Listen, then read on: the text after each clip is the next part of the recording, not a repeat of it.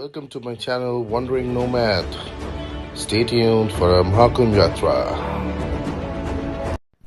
সকাল সকাল ভোর 6টা নাগাদ আমরা বেরিয়ে পড়লাম ডানলপ থেকে অরূপের গাড়িতে XUV 700। সুন্দর আমরা পথ দেখতে দেখতে দারুণ পথ দেখতে দারুণ দৃশ্য দেখতে দেখতে আমরা এগিয়ে পড়লাম বারাণসীর উদ্দেশ্যে।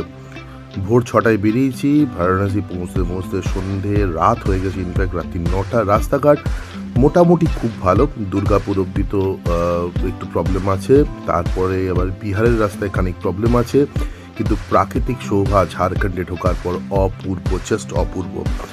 আমরা প্রয়াগরাজে আমাদের টার্গেট ছিল পরের দিন পৌঁছানোর, কিন্তু আগের দিন বারাণসীতে গিয়ে বারাণসীতে সমস্ত ভালো ভালো দৃশ্য দেখতে দেখতে আমরা যাবো এরকমই প্রোগ্রাম করেছিলাম।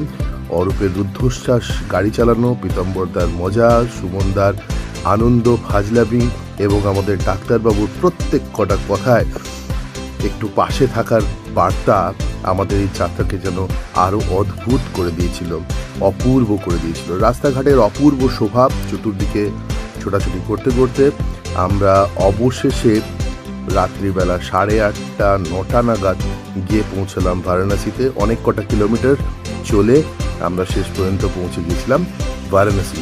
পরের দিন সকালে আর্লি ব্রেকফাস্ট খেয়ে আমাদের উদ্দেশ্য ছিল বারাণসীর গঙ্গার ঘাটে বোটে ভ্রমণ করা এবং পারলে কাশী বিশ্বনাথের পুজো দেওয়া।